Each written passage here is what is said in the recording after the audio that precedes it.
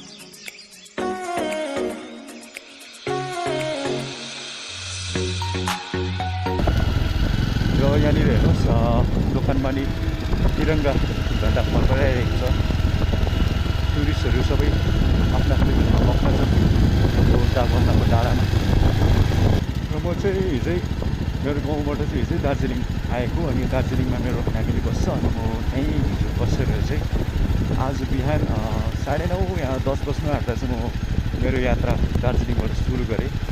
जब मैले दार्जिलिङबाट सुरु गरेँ दार्जिलिङको मौसम एकदमै चिसो थियो, कुहिरो लागिरहेको चिसो मौसम। अनि डाली पेट्रोल पम्पमा मैले फिलअप गरेर चाहिँ मेरो यात्रा फेरि कन्टिन्यू गरेँ र अहिले चाहिँ म यहाँनिर डाकबङ्गला मुनि टिस्टा माथिको यो ओह्रालो घुम्तीमा आइपुगेँ र यहाँनिर अनगन्ती घुम्तीहरू छ। त्यसैले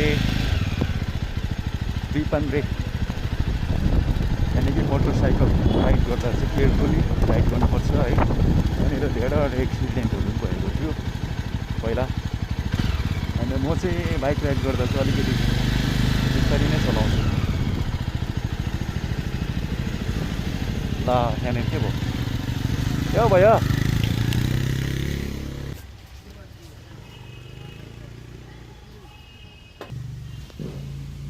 नीचे जा रहा था क्या ऊपर में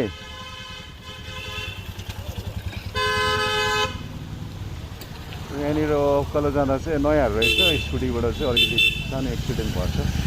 मैले एक्सिडेन्ट कुरा गर्दा नगर्दा यहाँनिर एक्सिडेन्ट भएछ।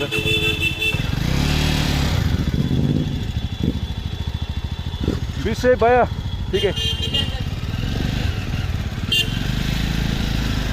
यहाँनिर यो घुमाउरो सडक र साथै उकालो ओह्रालो भएको कारणले गर्दा चाहिँ यहाँ चाहिँ अब जति पनि टाढोबाट आएको हुन्छ उनीहरूलाई चाहिँ अलिकति यहाँनिर केयरफुली राइड गर्नुपर्छ। मैले भन्दा नभन्दै यहाँनिर एक्सिडेन्ट भएछ।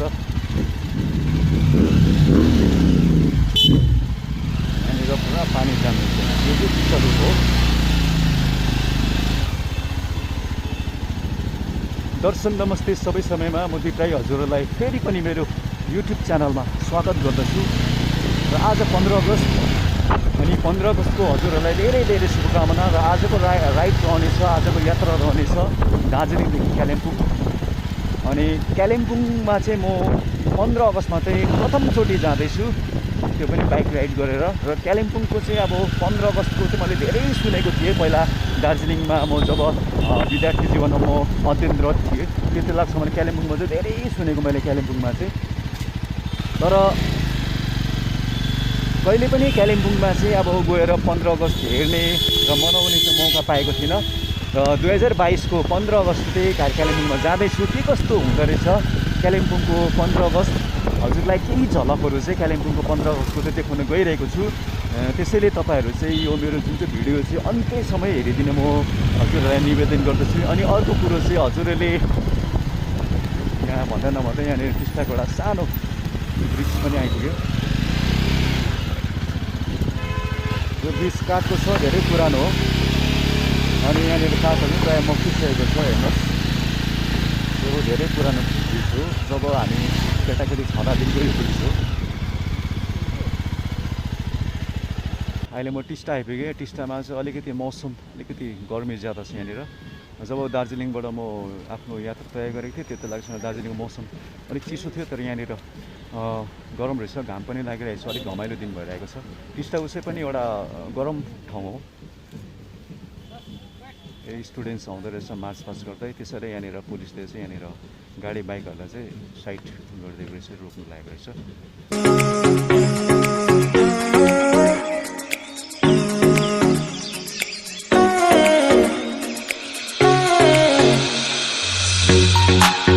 सानो नानीहरूको यहाँ प्यान्ट फाटिरहेछ।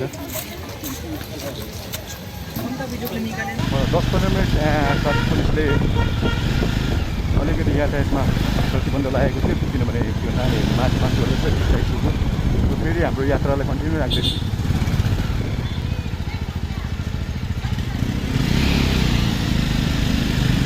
र जाँदा जाँदै मेरो एकजना मोटो ब्लगर पनि थियो, अनि यहाँ दार्जिलिङ आइरहेछ, सँगै जाँदैछ।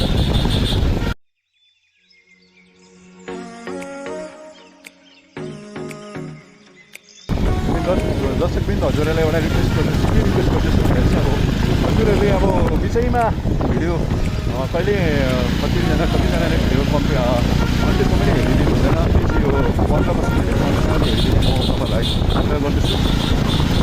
अनि सकेसम्म मेरो युट्युब च्यानललाई चाहिँ लाइक, कमेन्ट, सेयर अनि सब्सक्राइब गरिदिनु नभुल्नु होला। किनभने तपाईँहरूबाटै मैले प्रेरणा पाएँ भने अझै मलाई राम्रो राम्रो भ्लग गर्ने है, राम्रो राम्रो प्लेसेसतिर जाने, राम्रो राम्रो भिडियो सुट गर्ने मलाई अलिकति प्रेरणा मिल्छ।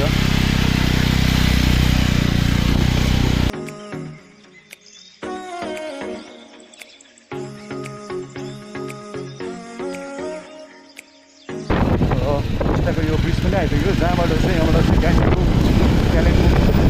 सबै अब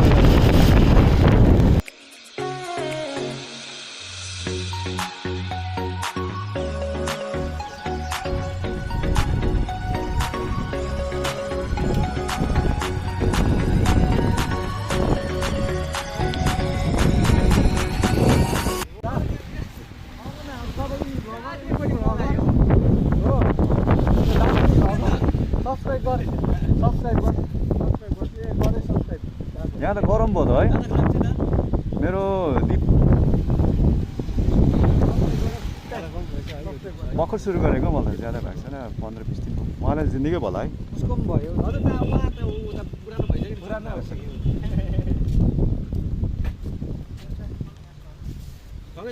ल सँगै जाउँ। डल्ला गरौँ, अब त्यही लुगा खोल्नुपर्छ।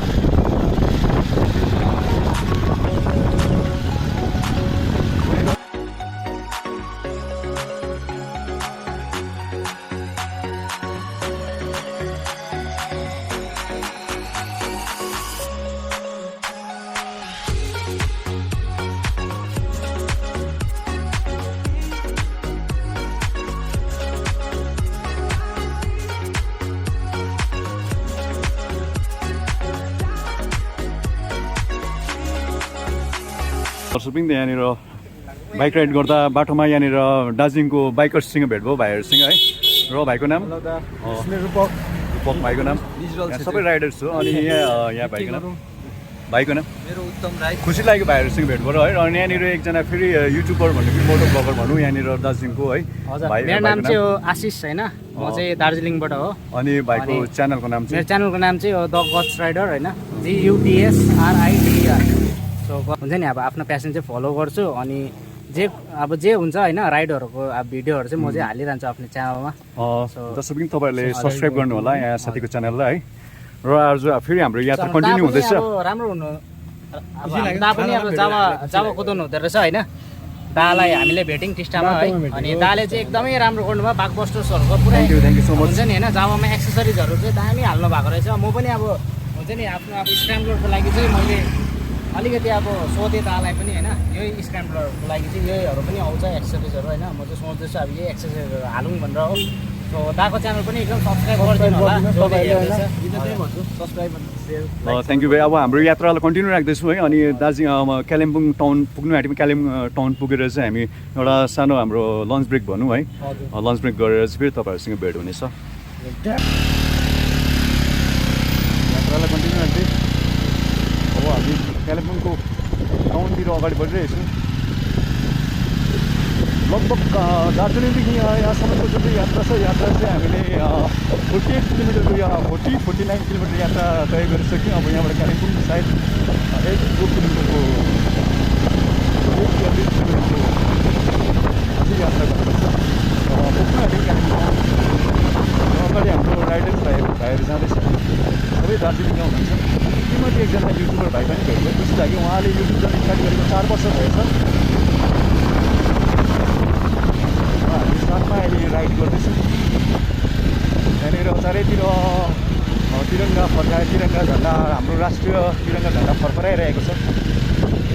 चाहे गाडीमा होस्, चाहे बाइकमा होस्, चाहे दोकानमा, चाहे घरमा होस्, चारैतिर तिरङ्गा झन्डा फर्फराइरहेको छ। खुसी लाग्छ आफ्नो देशको गौरव तिरङ्गा झन्डा फर्फराउँदा।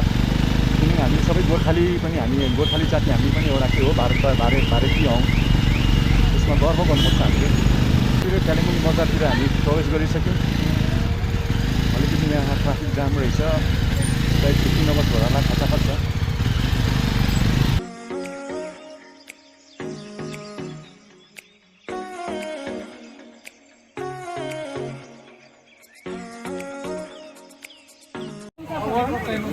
कालिम्पोङ त आइपुग्यौँ दर्शकबिन, तर अलिक अबेरमा आइपुग्यौँ। सबै प्रोग्रामहरू सकेर सायद सबै फर्किँदैछ। हामी ढिलो भएछौँ। ढिलै भए तापनि, अबेरै भए तापनि हजुरहरूलाई कालिम्पोङ ग्राउन्डमा अझै के कति बाँकी रहेको कार्यक्रमहरू देखाउने कोसिस गर्नेछु। सो तपाईँहरू मसँग जोडिरहनुहोस्, भनिरहनुहोस्। कालिम्पोङ सहरको चहल पहल यस्तो छ आजको। यसो पनि एउटा व्यस्त बजार हो, त्यही माथि आज कालिम्पोङ सहरको चहल पहलको भिडभाड हेर्नुहोस् तपाईँहरू।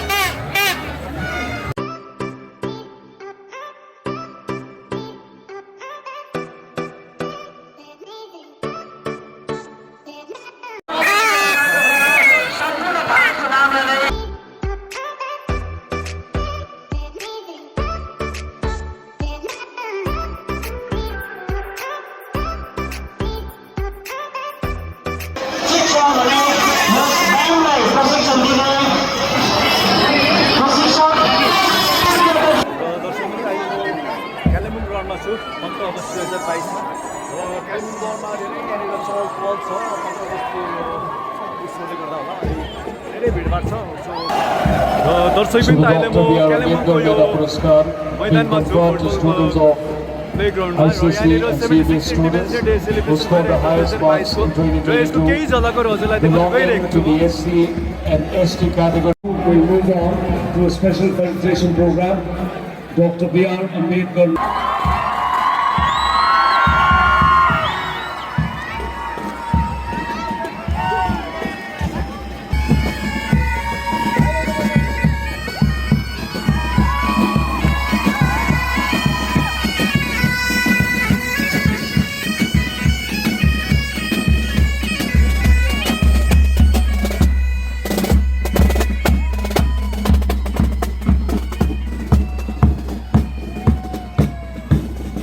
St. Joseph's Convent, please welcome Miss Sampan Duma Gole.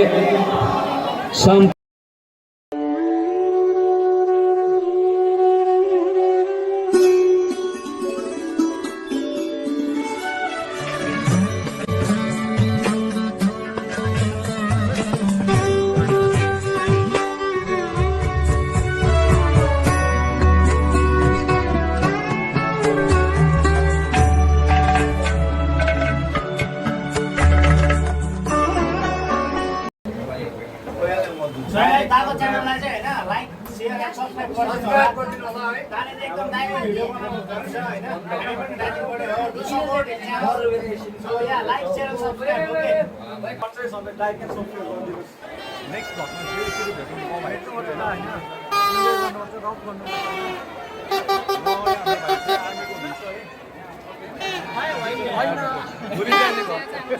Super human हाम्रो ब्लगरै हुनुहुन्छ दार्जिलिङको आशिष भाइ र हामी दुईजना मिलेर फेरि एउटा राइड गर्नेछौँ है तपाईँहरू अवश्य त्यो भिडियो हेर्नुहोस् है र हाम्रो च्यानललाई सब्सक्राइब गर्नु नभुल्नु मलाई चाहिँ लाइक एन्ड सब्सक्राइब चाहिँ गरिदिनुहोस् होइन सपोर्ट गर्नु होला सपोर्ट सपोर्ट गर्नुपर्छ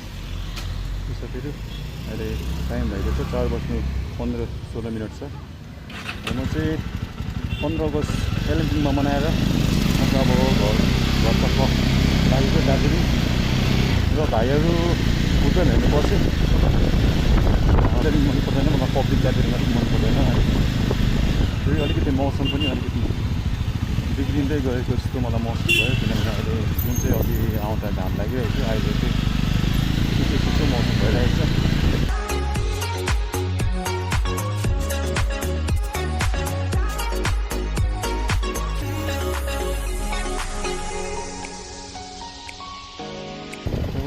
कालिम्पोङबाट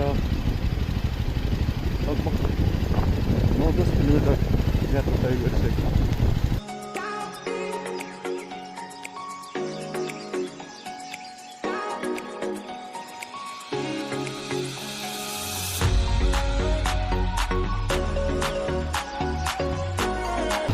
भर्खरै टिस्टा ब्रिजमा आइपुग्यो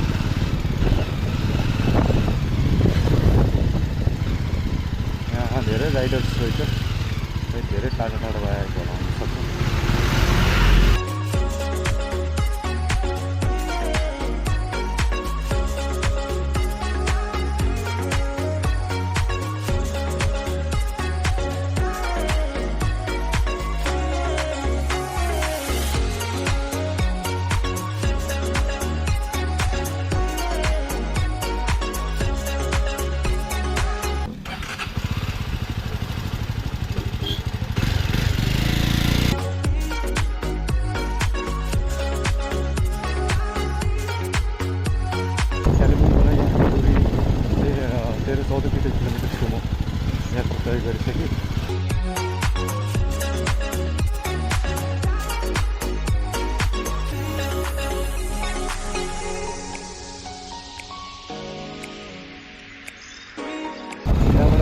स्ट्रेट गयो भने सिलगढी अनि म चाहिँ यहाँबाट बायाँ हुनुपर्छ